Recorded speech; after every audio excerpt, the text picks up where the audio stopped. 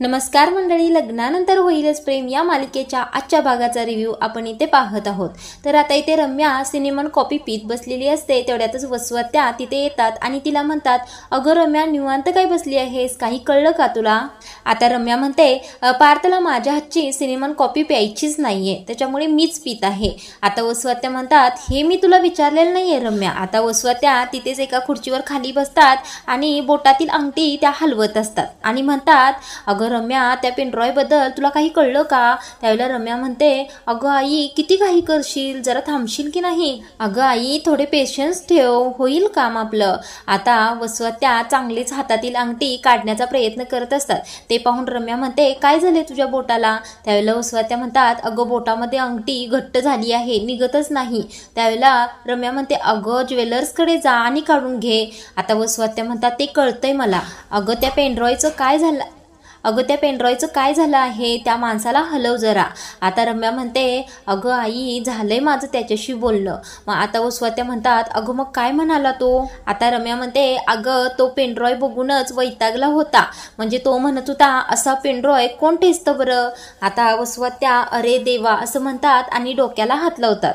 आता वसवत्या थोड्या वैतागूनच म्हणतात, आता त्या पेनड्रॉय मधील डाटा निघणारच नाही का, म्हणजे आपल्याला काही माहिती मिळणारच नाही। आता रम्या म्हणते, अगं आई मी काय बोलत आहे नीट ऐकून तर घेशील की नाही? अगं तो असं म्हणत होता की त्या पेनड्रॉय मधील माहिती आपल्याला मिळू शकते। आता हे ऐकून वसवत्या म्हणतात, अगं तू आधी सांगायचंस ना मग हे। आता वसवत्या म्हणतात, त्या पेनड्रॉय मधील डाटा हाती लागू दे रे देवा। आता रम्या म्हणते, आई नुसता पेनड्रॉय मधील डाटा आपल्याला माहित होऊन उपयोग नाही, तर मानिनी काकूने त्या बाईला घराबाहेर का काढलं हे सुद्धा आपल्याला माहित झालं पाहिजे। आता रम्या म्हणते, आई नुसता हा डाटा माहिती होऊन काहीच उपयोग नाही, मानिनी काकूने त्या बाईला हाताला धरून घराबाहेर का काढलं हे सुद्धा आपल्याला माहित होणं गरजेचं आहे। आता वसवत्या म्हणतात, हो ग रम्या खरंच, त्यावेळेला त्या दोघींना त्या बाईला हाताला धरून बाहेर काढलेलं असतं तो सीन आठवतो। आता इतक्यातच रम्या पाहते तर काय, मानिनी तेथे आलेली असते आणि डोळ्यानेच वसवत्यांना खुणावते, मानिनी इथे आली आहे।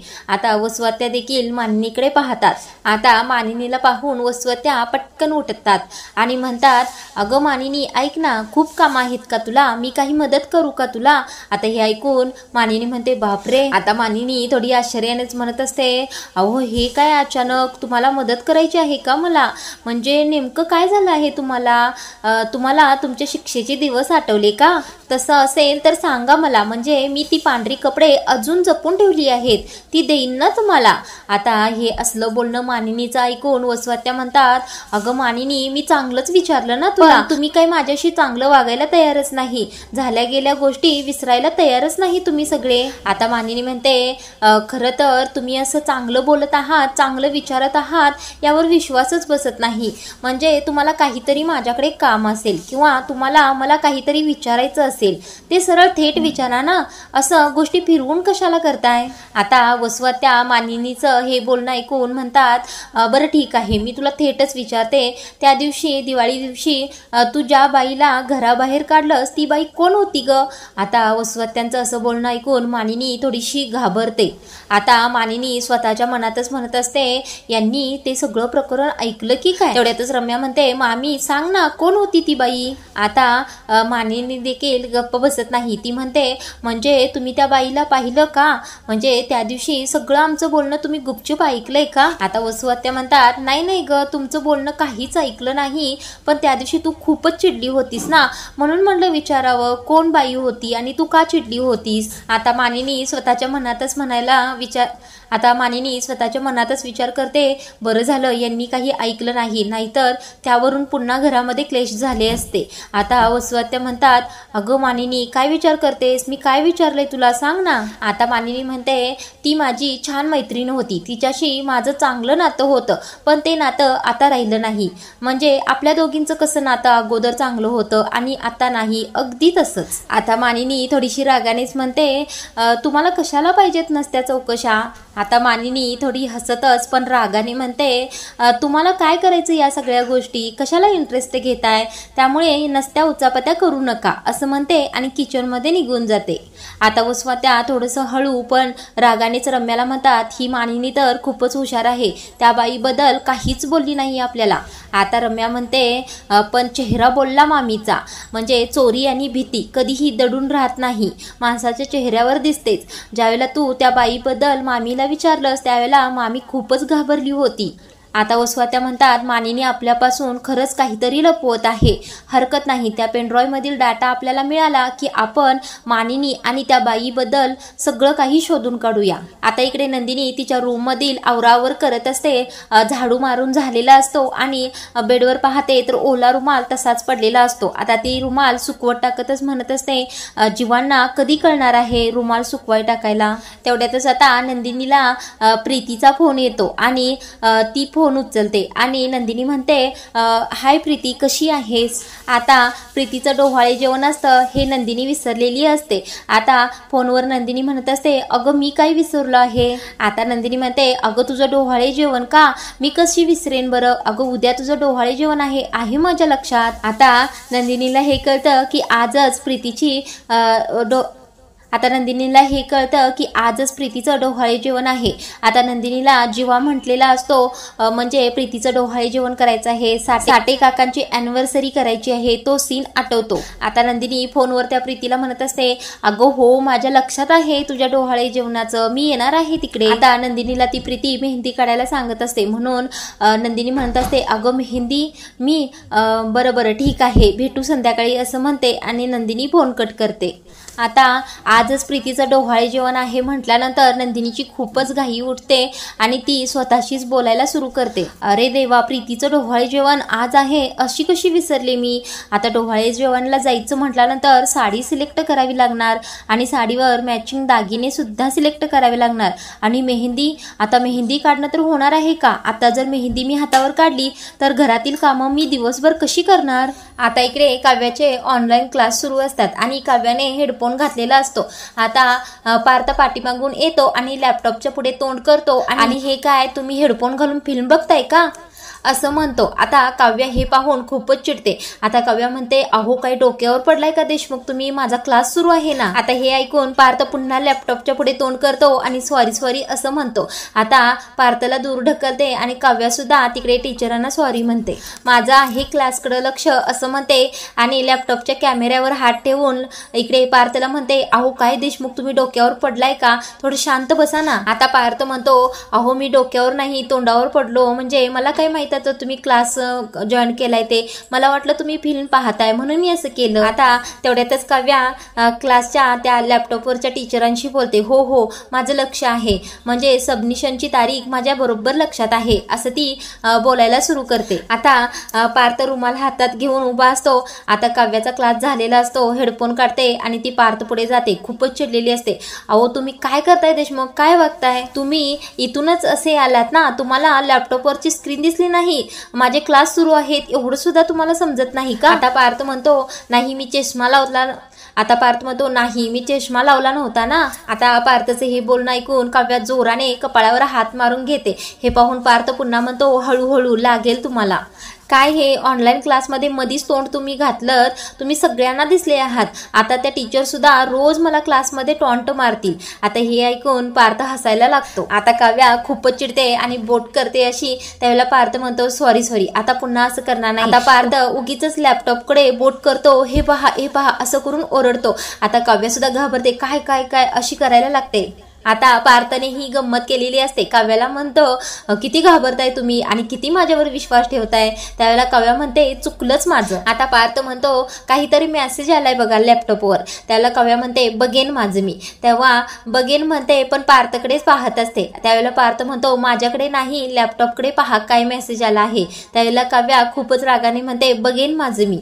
आता काव्या म्हणते, आमचं रिव्हिजनचं सेशन सुरू होणार आहे, त्याच्याबद्दलच लोक मेसेज करून डिस्कस करत असतील. त्यावेळेला पार्थ म्हणतो, रिव्हिजन सेशन का, बरं ठीक आहे. त्यावेळेला काव्या म्हणते, हो आता पार्थ म्हणतो बरं ठीक आहे तुम्ही अभ्यास करा असं म्हटल्यानंतर काव्या पुन्हा लॅपटॉप समोर जाऊन बसते. आता काव्या हेडफोन घालत घालतच म्हणत असते, नुसतं मधी मधी करत असतात हे. आता पार्थ काही शांत बसत नाही, पुन्हा काव्याजवळ येतो आणि म्हणतो तुम्हाला सांगायचं मी 10वीत असताना ना. आता पार्थला काव्या काहीच बोलून देत नाही आणि उठूनच उभी राहते आणि खूपच ओरडून रागाने म्हणत असते, पार्थ मला तुमचं काहीही ऐकायचं नाही, मी खूप चिडले तुमच्यावर. आता पार्थ म्हणतो चिडलाय तुम्ही? त्यावेळेला काव्या म्हणते हो मी चिडले, मला माहित आहे तुम्ही 10वीत असताना तुमच्या आजूबाजूला खूप गोष्टी घडल्या होत्या आणि त्या गोष्टींबद्दल आता का सतत बोलायचं आहे? तुमच्या आयुष्यामध्ये आता एक गोष्ट राहिली आहे ती तुम्ही करा. आता पार्थ म्हणतो कोणती गोष्ट? त्यावेळेला काव्या म्हणते अहो तुम्ही अजून आंघोळच केली नाही. आता काव्या म्हणते देशमुख तुम्ही 10वीत असताना आंघोळ केलीच असेल ना, मग आत्ता सुद्धा करा, उगीच मला डिस्टर्ब करू नका हो. आता पार्थ पुन्हा काव्याला सांगायला सुरू करतो, तुम्हाला सांगायचं मी एकदा 10वीत आंघोळ करताना भिजलो. तेवढ्यातच काव्या पटकन हात जोडून असं जावा जावा इथून हातानेच खुणावून सांगते. आता पार्थ काहीच न बोलता आम्ही आंघोळ करून येतो असं म्हणतो. आता काव्या म्हणते निघा तुम्ही. आता पार्थ तिथून जातो आणि काव्या स्वतःशीच बोलायला सुरू करते, आंघोळ करताना तर सगळेच भिजतात ना, कोरडं राहून कोण आंघोळ करतं बरं? काय हे पार्थ देशमुख असं म्हणते आणि डोक्यालाच हात लावते. आता नंदिनी तिच्या रूम मध्येच उभी असते. तेवढ्यातच जीवा हातामध्ये प्लेटमधून संत्री घेऊन येतो आणि तो म्हणत असतो, नंदिनी हे संत्री प्लीज मला सोलून दे ना, हे सोलताना माझे डोळे खूपच झोंबतात ग. आता नंदिनी म्हणते माझी तर संत्री न सोलता तीच अवस्था होणार आहे. आता जीवा म्हणतो काय झालं? आता नंदिनी म्हणते डोहाळे जेवण आहे आज. आता जीवा गमतीनेच म्हणतो कुणाचं? तुझं. आता असं म्हणल्यानंतर नंदिनी खूपच रागाने जीवाकडे पाहते. त्यावेळेला जीवा म्हणतो नाही नाही तुझं कसं असणार, कोणाचं डोहाळे जेवण आहे आणि जेवणात काय काय आहे? त्यावेळेला नंदिनी म्हणते प्रीतीचं डोहाळे जेवण आहे आज. आता नंदिनी म्हणते डोहाळे जेवण आहे पण ते आजच संध्याकाळी आहे आणि त्यासाठी मला साडी सिलेक्ट करायची आहे, दागिने सिलेक्ट करायचे आहेत आणि मेहंदी सुद्धा काढायची आहे. आता जीवा म्हणतो अगं नंदिनी मी आहे ना. त्यावेळेला नंदिनी म्हणते तुम्हाला काय कळतं साड्यांमधलं? आता जीवा म्हणतो मला काय कळतं ते मी लगेच दाखवतो. आता हातातील संत्र्याची प्लेट तिथेच खाली ठेवतो आणि कपाटातील साड्या घेऊन जीवा नंदिनी जवळ येतो. आता कपाटामधील आणलेल्या साड्या जीवा अंगावर घड्या टाकत टाकत एक एक साडी नंदिनीला दाखवत असतो. पण नंदिनीला एकही साडी पसंत पडत नाही. अशा बऱ्याच साड्या जीवा खांद्यावर टाकून घडी मोडून खांद्यावर टाकून दाखवत असतो पण नंदिनी काही हो म्हणत नाही. आता जीवा त्यातीलच एक हिरव्या रंगाची साडी घेतो आणि अंगावर टाकून दाखवत असतो. त्यावेळेला नंदिनी मानेनेच हो हो असं म्हणून सांगत असते. आता ही हिरव्या रंगाची साडी नंदिनीला खूपच पसंत आलेली असते. आता जीवा म्हणतो झालं का? आता साडी तर सिलेक्ट झाली. आता ही साडी पसंत पडल्यानंतर जीवा म्हणतो अगं मी कोण आहे? मी जर साड्यांच्या दुकानामध्ये सेल्समॅन असतो ना तर एका दिवसामध्ये सगळं दुकान संपवलं असतं. आता नंदिनी थोडी जीवाकडे पाहायला लागते. आता जीवा म्हणतो अगं तसं नाही ग, तर सगळ्या साड्या मी खपवल्या असत्या. आता हे ऐकून नंदिनी हसायला लागते. आता हसत हसतच नंदिनी म्हणते अहो काय किती बोलताय, दम नाही का लागत तुम्हाला? त्यावेळेला जीवा म्हणतो अरे काय तुला तर माझ्या बोलण्यापासून प्रॉब्लेमच आहे. हे देवा माझे बोलणे जरा थांबवच एक दिवस. आता नंदिनी असं बोलल्यानंतर जीवाच्या तोंडावर पटकन हात ठेवते. आता जीवाच्या तोंडावर हात ठेवूनच नंदिनी म्हणते असं काय बोलताय, असं वेड्यासारखं अजिबात बोलायचं नाही. ते काय आहे ना जीवा, ही वास्तू तथास्तू म्हणत असते आणि तुमच्या बोलण्यामुळे आपल्यातील संवाद जिवंत झाला आहे ना. आता नंदिनी म्हणते तुम्ही जर गप्प झालात तर ते मला चालणार नाही. जीवा म्हणतो अच्छा म्हणजे ठीक आहे, म्हणजे तुला कसा जीवा हवा आहे? आता नंदिनी म्हणते असेच नेहमी दंगामस्ती करणारे आणि नेहमी कविता करणारे. आता नंदिनी ती साडी दाखवतच म्हणते आणि माझे सगळे प्रॉब्लेम सॉल्व्ह करणारे जीवा हवे आहेत. त्यावेळेला जीवा म्हणतो अगं एक प्रॉब्लेम सॉल्व्ह झाला, आता साडीचा प्रॉब्लेम सॉल्व्ह झाला आहे, आता दागिने आणि मेहंदीचा प्रॉब्लेम सॉल्व्ह करूया. आता जीवा म्हणतो दागिने नंतर, आता पहिल्यांदा मेहंदीचा प्रॉब्लेम सॉल्व्ह करूया. आता नंदिनी म्हणते प्लीज जीवा आता नंदिनी म्हणते प्लीज जीवा मेहंदीचं माझं मला पाहू दे.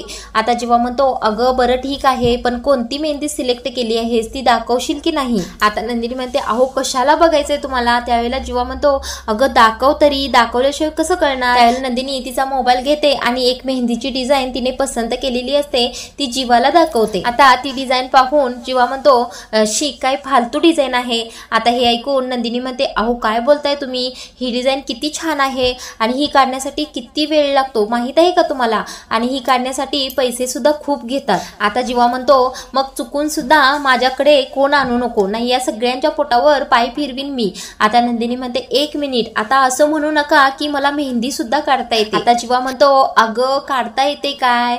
येतेच. आता मी तुला काय सांगत बसलोय, पटकन जा कोण घेऊन ये, आता माझे हात सळसळत आहेत मेहंदी काढण्यासाठी.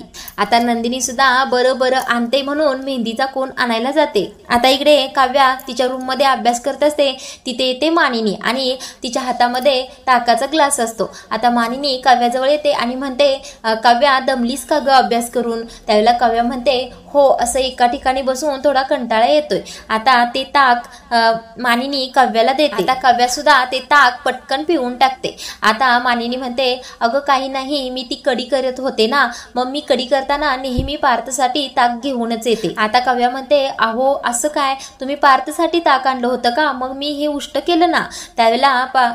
त्यावेळेला मानिनी म्हणते अगं असू देल ना, मी त्याच्यासाठी दुसरं आणीन. आता मानिनी गमतीनच म्हणते आता काव्या दरवेळी असं नवऱ्याचं नाव घेतल्यावर लाजलंच पाहिजे असं काही नाही बरं का. आता काव्या मानिनीच्या खांद्यावर हात ठेवूनच म्हणते काकू तुम्हाला एक गोष्ट सांगू का? तर मानिनी म्हणते काय ग काव्या? त्यावेळेला काव्या म्हणते काकू मी अभ्यास करताना तुम्ही माझे जे लाड करताना ते जर बाहेर कोणत्या सुनीने पाहिले तर त्या कोणत्याही शिक्षणाला ऍडमिशन घेतील आणि घरात बसून अभ्यास करायला सुरू करतील. आता मानिनी हे ऐकून काहीही बोलतेस काव्या तू, असं म्हणून हसायला लागते. आता त्यावेळेला काव्या म्हणते तुम्ही काकू म्हणजे दुसऱ्या सासवांसारखे नाहीत, म्हणजेच मानिनी देशमुख यांची तुलना कोणत्याही सासू बरोबर होऊ शकत नाही. आता मानिनी म्हणते चल ग काव्या काय पण बोलतेस. त्यावेळेला काव्या म्हणते अहो काकू मी खरंच सांगत आहे, लग्नानंतर बऱ्याच मुली अशा घरातून शिक्षण पूर्ण करण्याचा प्रयत्न करतात, पण त्यांना घरातून सपोर्ट मिळत नाही. आणि घरातूनच शिक्षण पूर्ण करणाऱ्या मुलींना घरात जर अशी सपोर्ट करणारी सासू मिळाली ना तर एक वेगळ्या प्रकारची पॉझिटिव्ह एनर्जी मिळते, म्हणून म्हणाले काकू मी. त्यावेळेला मानिनी म्हणते पुरे आता सासूचं कौतुक बाद झालं. त्यावेळेला काव्या म्हणते अरे. आता मानिनी म्हणते काव्या तुला जर बसून बसून कंटाळा आला असेल तर मी कढी पकोडे बनवणार आहे, तुला शिकायला आवडेल का? आता काव्या म्हणते चालेल ना, शिकेन मी, म्हणजे हे कढी पकोडे पार्थ देशमुखांना खूपच आवडतात ना. आता असं म्हणल्यानंतर मानिनी काव्याला किचन मध्ये घेऊन येते. आता मानिनी काव्याला सांगत असते हे बघ का सगळी तयारी झाली आहे. आम्ही ज्यावेळेला चाळीमध्ये राहत होतो ना त्यावेळेला आमच्या शेजारी एक पंजाबी जोडपे राहत होते आणि माझं जर काय काम असलं तर मी पार्थला त्यांच्याजवळ ठेवून माझं काम करायला जायची. आणि त्यांच्याजवळ ठेवल्यानंतर पार्थला जर भूक लागली तर त्या काकू त्यांना कढी पकोडे खायला घालायच्या. आता पट्ट्याला काय ते खाऊन खाऊन चांगलीच चटक लागली आणि तेव्हापासूनच पार्थला कढी पकोडे खूप आवडतात. आता काव्या म्हणते तसं कढी बनवता येते, पण या पकोड्यांची कढी काही वेगळी असते का? त्यावेळेला मानिनी म्हणते अगं तशी तर कढी सारखीच आहे, पण फक्त लाल मिरचीची फोडणी द्यायची असते. आता काव्या अच्छा असं म्हणते. आता मानिनी म्हणते आणि पकोड्यांचं सांगायचं झालं तर अगदी आपल्या भज्यांच्या सारखेच हे बनवायचे असतात, पण यामध्ये फक्त 1 चमचा दही घालायचं. आता मानिनी म्हणते अगदी आपण भज्यामध्ये जे साहित्य घालतो चटणी मीठ जिरे ओवा कोथिंबीर कांदा सगळं घालायचं, छान मिक्स करायचं आणि भज्यासारखं भाजून घ्यायचं आणि या कढीमध्ये सोडायचं, झाले तयार कढी पकोडे. आता मानिनी म्हणते चल काव्या करायला घे. त्याला काव्या म्हणते हो करते मी, पण फसलं माझ्याकडून तर. त्याला मानिनी म्हणते फसलं तर फसलं त्यात काय एवढं. आता मानिनी म्हणते लग्नाच्या सुरुवातीच्या दिवसांमध्ये एखादा प्लॅन आपला फसला तरी सुद्धा नवरे कौतुकच करतात. अगं अनुभवावरून सांगत आहे मी तुला. आता मानिनी काव्याला गमतीनच म्हणते जरी हे पकोडे तुझ्या हातून फसले ना तरी तुझा बोका तुझं कौतुकच करेल, कर कर असं म्हणते. आता मानिनी म्हणते मी कढी करायला घेते तू पकोडे कर, असं म्हणून दोघी कढी पकोडे करायला सुरुवात. आता इकडे नंदिनी जीवाला म्हणत असते नेमकं तुम्ही काय काढणार आहात ते मला सांगा. आता जीवा म्हणतो अगं हे सरप्राईज आहे आणि सरप्राईज कधी उघड्या डोळ्यांनी पाहायचं नसतं, चल डोळे बंद कर पटकन. आता जीवा म्हणत असतो मी जोपर्यंत मेहंदी पूर्ण करत नाही तोपर्यंत तू डोळे उघडायचे नाहीस. त्यावेळेला नंदिनी नाही असं म्हणत असते. आता जीवा म्हणतो अगं माझा पॅटर्नच तो आहे, माझ्यावर विश्वास ठेव, चल आता हात पुढे कर, असं म्हणून नंदिनीचा हात मेहंदी काढण्यासाठी हातामध्ये घेतो. आता नंदिनीने काही कधीही डोळे बंद केलेले नसतात. आता जेव्हा मग तो काय काय बघत आहेस, पहिल्यांदा डोळे बंद कर. आता इथे नंदिनी डोळे बंद करते आणि जीवा मेहंदी काढायला सुरू करतो. आता इथे छान टायटल सॉन्ग सुरू असतं आणि जीवा मेहंदी काढत असतो. आता इथे नंदिनी मधूनच डोळे उघडून पाहत असते. त्यावेळेला जीवा बोटानेच नाही नाही असं खुणावत असतो. आता आजचा भाग इथे संपवला आहे. पुढील भागामध्ये जीवा नंदिनीला म्हणत असतो, मेहंदीचं कसं नवरा बायकोंच्या नात्यासारखं असतं, म्हणजे थोडा वेळ थांबलं, वाट पाहिली की मेहंदीचा रंग कसा चांगला होतो तसं नवरा बायकोंचं नातं देखील खुलून येतं. आता इकडे पार्थ काव्यावर खूपच चिडलेला असतो, म्हणजे काव्याने ते सेशन बुडवलेलं असतं. आता लॅपटॉपकडे हात करतच पार्थ काव्याला म्हणत असतो, सेशन सुरू व्हायच्या आधी तुम्ही ब्रेक घेतला होता आणि सेशनचं काय तर सेशन आता संपलेलं असतं हे काव्या पाहते. आता पुढील भागामध्ये पार्थ खूपच चिडतो की शांत बसतो तेच आपण पाहणार आहोत. आता हा रिव्ह्यू तुम्हाला आवडला असेल तर व्हिडिओला लाईक करा आणि चॅनलला सबस्क्राईब करा.